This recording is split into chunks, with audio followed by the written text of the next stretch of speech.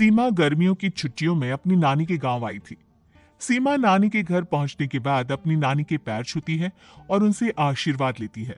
तभी उसकी नानी उससे कहती है, इतनी बड़ी हो गई मेरी सीमा, चल जल्दी से हाथ मुंह धो ले, मैं तेरे लिए खाना लगा देती हूँ। भूख लगी होगी ना? हाँ नानी, भूख तो लग रही है मुझे, आपके हाथ के बने हुए पीले दाल और चावल खाने की। कितना टाइम हो गया है मुझे आपके हाथ का बना हुआ दाल चावल खाए हुए। तू तो नौकरी में व्यस्त थी, तो तुझे कहाँ से टाइम मिलेगा अपनी नानी के लिए? और जब इतने टाइम बाद आई है तो ज्यादा टाइम के लिए रुक कर जाएगी तू। हाँ हाँ हाँ नानी, इस बार पूरे 2 महीने के लिए आई हूँ। सीमा की नानी अंदर जाकर उसके लिए खाना बनाने लगती है। सीमा कमरे में अकेली होती है, तभी उसे किसी औरत के रोने की आवाज सुनाई देती है। वो कभी खिड़की से बाहर झांकती है तो कभी दरवाजे से बाहर झांकती है। उसे समझ में नहीं आ रहा होता है कि आखिर रो कौन रहा है। तभी नानी खाना लेकर आ जाती है। वो अपनी नानी से कहती है, नानी, कोई औरत रो रही है क्या? मैं जब से यहाँ आई हूँ तब से मुझे यहाँ किसी औरत की रोने की आवाज आ रही है। हे भगवान, कहीं ये वही तो नहीं? बोलो ना नानी। अरे कोई नहीं रो रहा, ये तेरे मन का वहम है। और तू ना अब खाना खा ले, ज्यादा यहाँ वहाँ की बातों में ध्यान मत दिया कर। जल्दी से खाना खा और फिर मेरे साथ आ जा मेरे कमरे में, दोनों बैठकर खूब सारी बातें करेंगे। ऐसे ही अगले दिन सीमा अपनी नानी के साथ गांव की बाजार जा रही होती है। उसी रास्ते में फिर से किसी औरत के रोने की आवाज आती है। वो अपनी नानी से कहती है, अरे नानी, क्या सच में तुम्हें अभी भी किसी औरत की रोने की आवाज नहीं सुनाई दे रही? मुझे किसी औरत की बहुत बुरी तरीके से रोने और चीखने की आवाजें आ रही है। मैं बहुत परेशान हूं नानी, आखिर ये कौन है? मुझे लगता है कि सीमा को शहर भेज देना चाहिए, यहाँ रहना उसके लिए ठीक नहीं। नानी बोलो ना, आप चुप क्यों हो जाती हो? सीमा, तू घर चल, मुझे तुझसे बहुत जरूरी बात करनी है। नानी सीमा को घर ले आती है और सीमा से कहती है, सीमा, कल सुबह तू शहर वापस चली जाएगी। अरे अचानक? आखिर क्या बात है नानी, आप मुझे ऐसे जाने को क्यों कह रही हो? मैं बस जो कह रही हूँ उस पर ध्यान दे। तू कल सुबह यहाँ से चली जाएगी, और ये बात मैं कोई मजाक में नहीं बोल रही। तू कल जाएगी तो मतलब जाएगी। अरे नानी, चली जाऊंगी मैं, ठीक है, पर आखिर बात क्या है ये तो बता दो। मम्मी से कोई बात हुई है या फिर मुझसे कोई गलती हुई है जो तुम मुझे अचानक से जाने के लिए बोल रही हो? देख सीमा, रात बहुत हो चुकी है और मुझे इस बारे में कोई बात नहीं करनी। चल, अब चल के मेरे साथ सो जा। सुबह की बस पकड़कर तुझे शहर भी तो जाना है।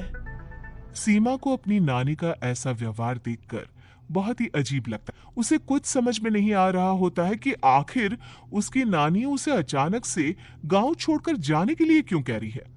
ये सारी बातें सोचते सोचते सीमा की आंख लग जाती है और वो अपनी नानी के साथ सो जाती है। ऐसी ही आधी रात को सीमा को फिर से किसी औरत की रोने की आवाज सुनाई देती है। वो उस औरत की आवाज सुनकर बार बार करवटें बदल रही होती है और तभी उसे सपने में भी एक अजीब सी औरत की परछाई दिखाई देती है, जो इतना चीख चीख कर रो रही होती है कि सीमा डरकर उठ जाती है। वो पूरे पसीने पसीने हो रही होती है। वो अपने आसपास देखती है तो घर में बिल्कुल शांति का माहौल होता है। सीमा घबरा जाती है। वो अपनी नानी को जगाने की कोशिश करती है मगर उसकी नानी नहीं जगती। सीमा को फिर से उस औरत की रोने की आवाज सुनाई देती है।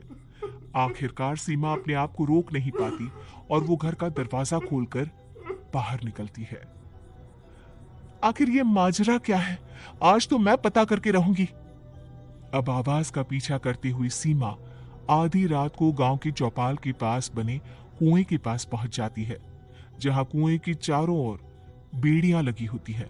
उन बेड़ियों में लगे हुए ताले के साथ एक लाल रंग का कपड़ा और माता रानी का कलावा बंधा होता है।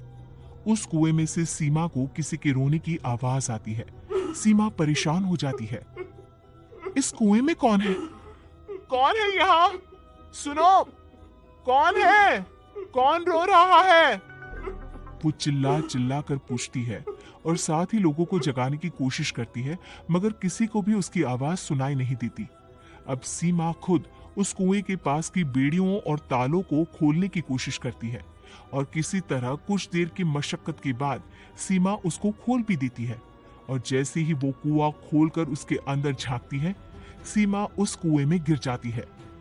इतने में उसकी नानी की नींद भी खुल जाती है और सीमा को पास ना देखकर नानी परेशान हो जाती है। नानी घबराकर पूरे घर में उसे ढूंढने की कोशिश करती है, जिसके बाद उसकी नानी और सभी लोग उस खूनी कुएं के पास जाते हैं और सीमा की नानी कुएं के पास खड़ी होती है। सभी गांव वालों और सीमा की नानी को सीमा के चिल्लाने की आवाज आती है, बचाओ, कोई मुझे बचाओ। मेरी बच्ची, हम आ गए, हम तुझे बचा लेंगे। नानी, मुझे यहाँ बहुत डर लग रहा है। यहाँ इंसान की कटी हुई मुंडिया, हाथ, पैर और कंकाल है और खून भी है। नानी, मुझे डर लग रहा है। आप सब मेरी मदद कीजिए, नहीं तो ये खूनी कुआं मेरी बच्ची को भी खा जाएगा। अरे मुझे तो ये समझ में नहीं आ रहा कि आखिर इस खूनी कुएं को खोला किसने। सालों पहले इसको इतनी मुश्किलों के बाद तांत्रिक बाबा ने बंद किया था। अरे पूरा गांव खूनी कुएं के बारे में अच्छे से जानता है, तो कोई भी जानबूझकर तो ऐसा करेगा नहीं। मतलब किसी ने अनजाने में इसे खोल दिया है भैया। सीमा को इस बारे में मालूम नहीं था और जब से वो यहाँ आई थी तभी से उसे किसी औरत के रोने की आवाजें भी सुनाई दे रही थी। कहीं सीमा ने ही तो उसे नहीं खोला। अगर ऐसा है तो फिर सीमा का बचना बहुत मुश्किल है। वहीं कुएं के अंदर सीमा रोते हुए बैठी होती है कि उसे आवाज सुनाई देती है जो कुएं के बाहर खड़े गांव वालों में से किसी को सुनाई नहीं देता। आज सालों के बाद मुझे ताजा खून मिलेगा। तेरा खून पीकर आज मैं अपनी प्यास बुझाऊंगा।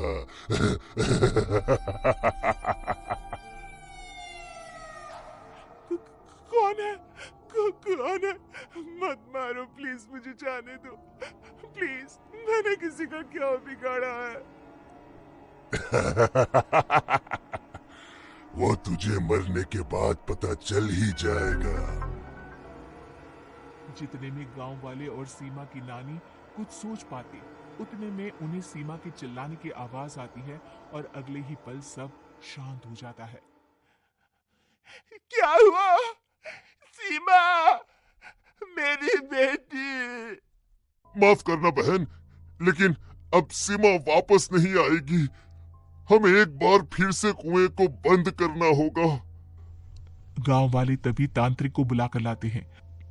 एक बार फिर अपनी शक्ति से तांत्रिक बाबा उस कुएं को हमेशा हमेशा के लिए बंद कर देते हैं और वहां एक बोर्ड लगा दिया जाता है कि यहां आना मना है।